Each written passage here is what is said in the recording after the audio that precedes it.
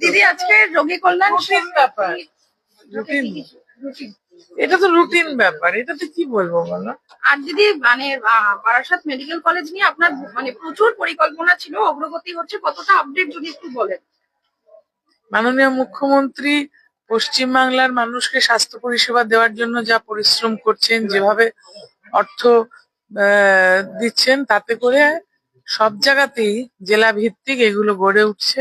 ছাত্রছাত্রীরা নতুন ডাক্তার হিসেবে বেরোবে, ছাত্রছাত্রীরা পরিষেবা দেবে, মানুষ পরিষেবা পাবে। আর আমি এক্ষুনি বলছিলাম যে বনমালীপুর হাসপাতাল যে আজকে থেকে 15 বছর আগে দেখেছে, সে বারাসাত মেডিকেল কলেজকে চিনতে পারবে না।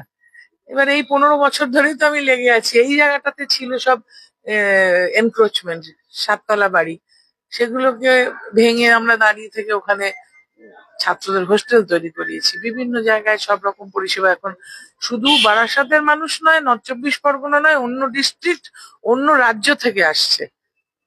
অত্যন্ত ভালো কাজ করছে ডাক্তাররা, ছাত্ররাও সেভাবে কাজ করুক, তাই চাইবো। দিদি একটা পলিটিক্যাল কোয়েশ্চেন, গতকালকে সিপিএম এর জেলা সম্পাদকের যে হেরে গেছে তো, হ্যাঁ জানি তো, তিনি বাদ করেছেন, কি বলবেন এই যে বাদ করেছেন না, এটা গণতন্ত্র। উনি ভোটে হেরে গেছেন, আর একজন এসছেন যিনি মারামারিতে দড়ো।